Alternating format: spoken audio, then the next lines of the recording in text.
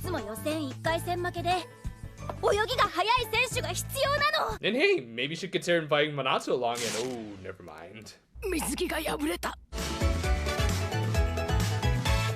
Get out of here, and we open with the show immediately addressing the question of what will Laura do if she wants to go back to being a mermaid by showing that she can just go back and forth between forms. So within just the first minute of the episode, we're already getting some good world building, and hey, nice to see you there, guy. Hell, that was so good, you may as well just end the episode here, and I was kidding! Don't go to the pastels yet, damn it! But yeah, we also got to see Laura's school uniform design, which was cute. I especially like the hairband to slip back her usually wet bangs. Though, I do question why her uniform was a different color than everyone else's. Was it because she was a transfer student, or was it the only uniform available, or did they need to make her stick out in a crowd? Probably that last one.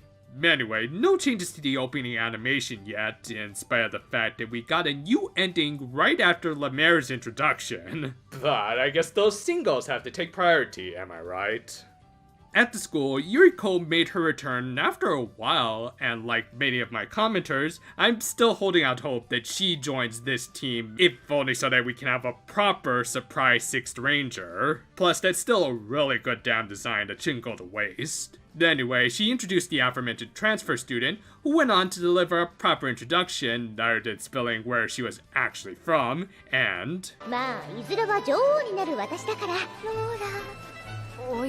Yeah, don't worry, girls. In terms of anime school introductions, that was maybe C tier in terms of impact. That aside, the auditorium still gave her a proper applause, and she seemed to be taken aback by it.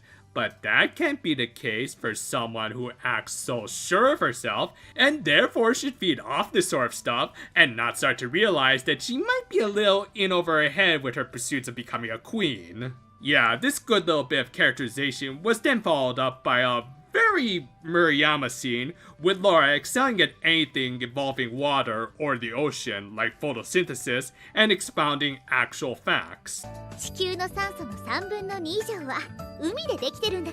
Really good attention to detail here, though my little brain is more distracted by the fact that Pac-Man is in this anime. I mean, come on, he was a bad guy in a Kamen Rider film, it's totally canon. However, anything not involving H2O went right over the landfish's head, like mountains, which I like to think is a callback to just a couple episodes ago, where she admitted that she had never been atop a mountain, and thus naturally should know nothing about the Alps or the like.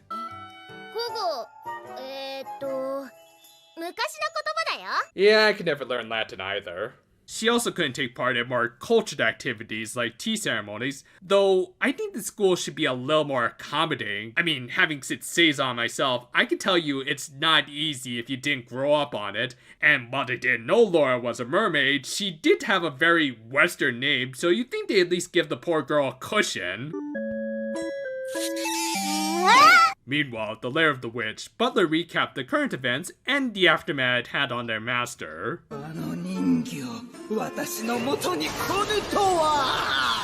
She was so angry that she reused animation from the first episode. Jeez, even from a meta context, this witch is lazy. Thus, as usual, he tried to deploy one of the generals, but Elda had cleaning to do, which more likely was just going to be her playing with her dolls, and Chongie had dishes to cook, and oh god. Y'all just want me to do the most obvious joke possible, don't ya? Oh well. FYI, I did also consider using a Mr. Krabs clip, but I use enough SpongeBob clips as it is. Anyway, by process of elimination, that just left Numeri. Back with the Precure, the latter half of the school day had taken its toll on Laura like it has all of us. Laura, 知らないから勉強するの。 Curse you on your logic!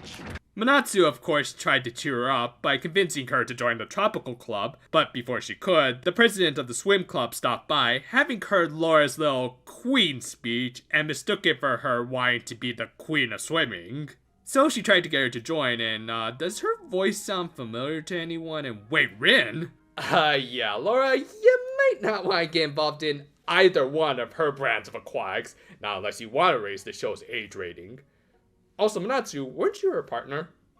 Anyway, Nozomi Kaminashi tried to convince Laura to join her club, even saying that it could lead to superstardom, which Laura interpreted as becoming a pop sensation. I mean, come on, we all knew episode 13 was the start of her journey forming Create Christia. Also, nice touch here with Manatsu not even being fazed by the fact that Laura almost blew her cover, as she was clearly more focused on her friend finding her place in this school, even if it wasn't with her club. Though, in Laura's case, she might have been a little too happy. Predictably though, Mermaid launched an attack and took the swimming club's motivation. The original 4 took action first while Laura got changed, and it didn't work out so well. I think Manatsu briefly became a Yaneda herself. But yeah, I think this was mostly just to give Laura an opportunity to do a solo transformation and show off the human variant of her sequence. And with her joining in, the action could get started, and it wasn't the greatest.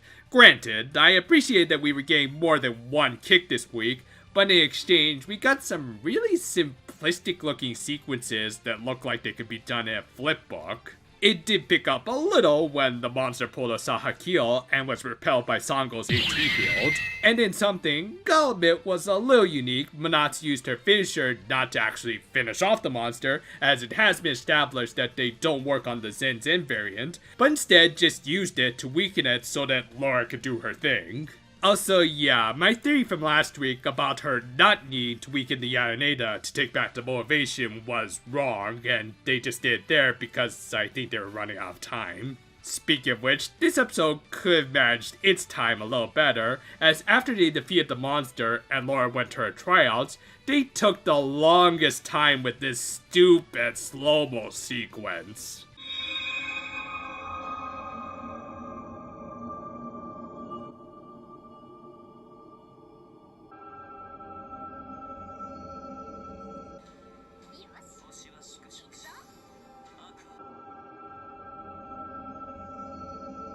Get on with it. Yes, get on with it!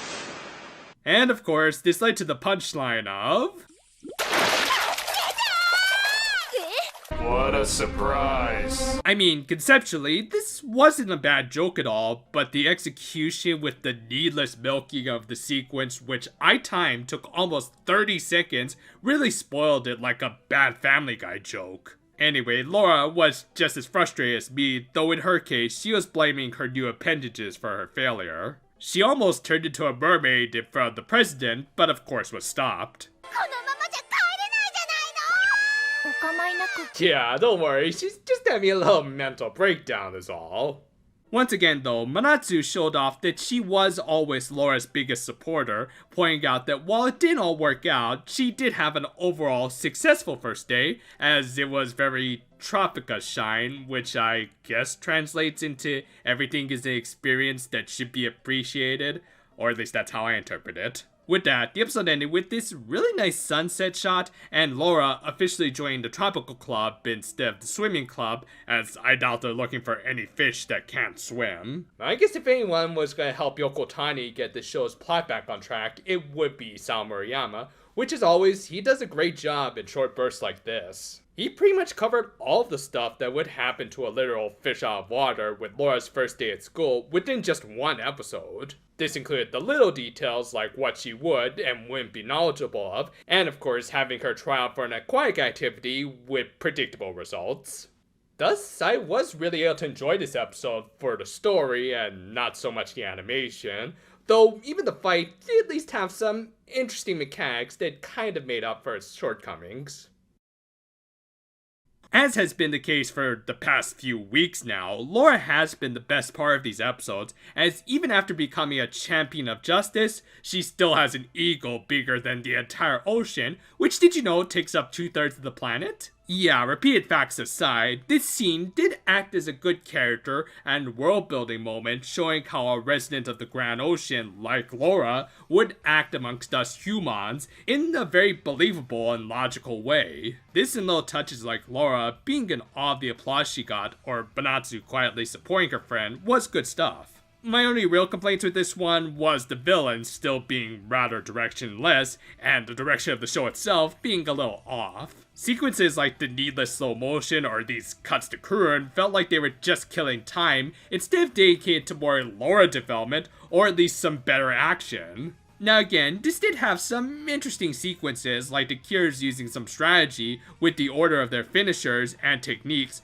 but I just wish everything around it looked better. This could be blamed on both the episode and animation director, both still being fairly new to this franchise, with this just being their second episode. Coincidentally, they also worked on their first episode together, 8, which was a good episode held up by great writing and just okay action. Likewise, I would say this episode had some great writing and kind of below average action. Still, for what it was a good way of moving things forward, and hopefully, like Laura, they can start fixing up their problem areas. It took a little while, but I think on top of getting some proper lighting, I also managed to unpack most of my stuff into this new place.